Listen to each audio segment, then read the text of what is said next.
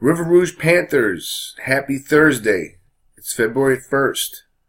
We are on World War II video number 3. So yesterday we left off at the Munich conference. So what happened after the Munich conference? It looks like for a minute when Neville Chamberlain's a hero, he avoided war. And as soon as Hitler says, I'm not going to invade the rest of Czechoslovakia, I just want the Sudetenland, that's all I want. As soon as Chamberlain leaves the room, Hitler turns around to his generals and he goes, get ready to invade Czechoslovakia. And his men are kind of like, you just agreed not to do that. And he goes, they're weak. He goes, they're not ready to fight, and they can't stop us. If they could stop us, if they weren't weak, they wouldn't have just given us the Sudetenland.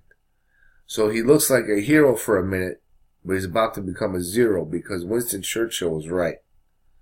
While everybody was praising Chamberlain for avoiding war, Winston Churchill was going crazy saying, you just guaranteed war. You just showed Hitler that we're scared of him. You just showed him that we're not ready to fight. He's going to roll through Czechoslovakia. And that's exactly what he does. He breaks his word immediately. He rolls into Czechoslovakia. It's barely a fight. It's a very famous picture of a woman having to do the Hail Hitler sign. And they take over Czechoslovakia. Then, he's not just happy with Czechoslovakia. He does something else he promised he wouldn't do. And this is what starts World War II officially. I don't ask you to memorize too many dates, but I want you to know this date. World War II officially starts on September 1st, 1939, when Hitler invades Poland. Great Britain and France have treaties with Poland. They are obligated to help Poland if they were ever under attack. Kind of think about, remember World War I, Archduke Franz Ferdinand, Spark, in Maine, right? Once one thing happens, the dominoes fall, and everybody declares war on everybody, right? Because everybody's got backup. Everybody's backup is going to jump into this fight. And on September 1st, 1939, the war officially starts because Hitler invaded Poland. He ignores the Treaty of Versailles, and he ignores the Munich Agreement. Okay, make sure you know that too. He ignores the Treaty of Versailles, and he ignores the Munich Agreement. So all that negotiation, all those agreements are gone when he invades Poland. The war has started.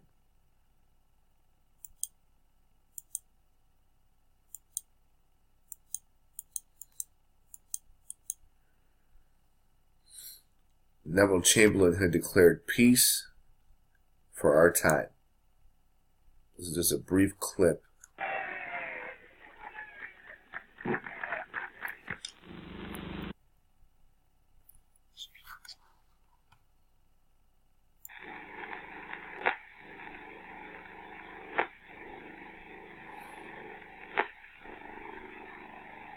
When I was a little boy,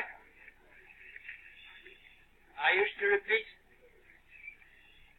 if at first you don't succeed, try again. That's what I'm doing. When I come back, I hope I may be able to say, as Hotspur says in Henry IV, out of this metal danger, we pluck this flower safely.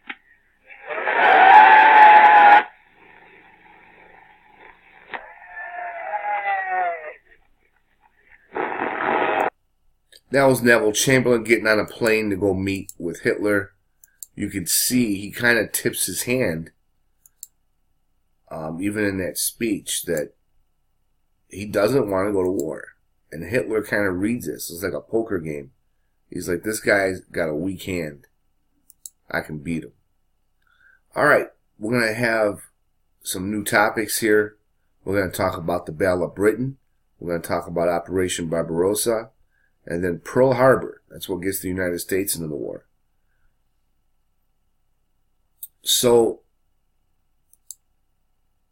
Hitler is rolling through Europe. He gets Czechoslovakia. He gets Poland. He makes a deal with Stalin not to fight each other, him and the Soviet Union. They signed a Nazi-Soviet pact not to fight each other. Germany and Russia are the two big boys in Europe. He doesn't want to mess with Stalin, at least not right now. He comes back, goes through Belgium, takes Belgium. He rolls through France. Nobody can stop Hitler and the Nazis and the German army. They have a war. They have a style of war called a blitzkrieg. It means lightning war. If you're a football fan, when the defense, what do when they rush the quarterback? They send extra guys. It's called a blitz. That's where this comes from. The term blitz in football.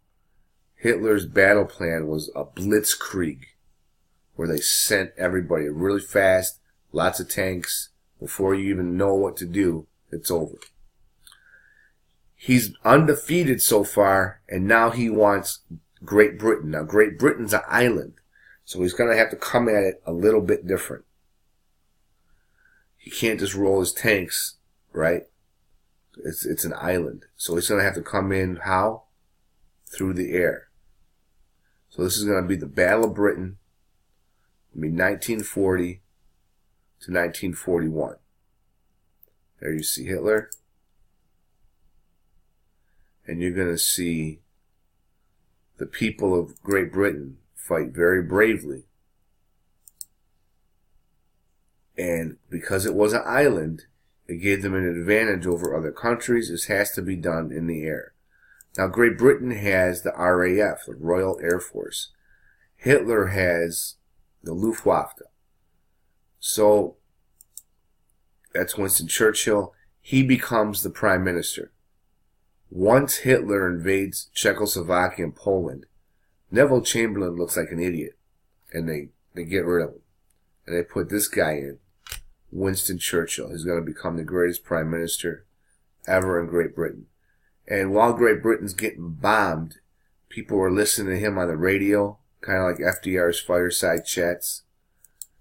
And that's the British flag, the Union Jack. He really knew how to rally people. He was very popular. He was very tough. And he knew how to keep morale high. He was very articulate.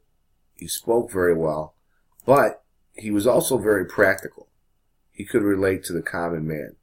And he had a famous quote during this time. We shall never surrender. And he let Hitler know that because everybody else had surrendered. He took over France with hardly any kind of a fight. The French just gave it up. Churchill is telling the world, especially the people of Great Britain on the radio, we shall never surrender. So he's letting Hitler know, you're going to have a fight. We're not just going to, roll over and give up because we're scared of you or intimidated by you. But because it's an island, Hitler's got to do this a little bit different. He's got to do it in the air. We shall never surrender. Famous speech by Winston Churchill.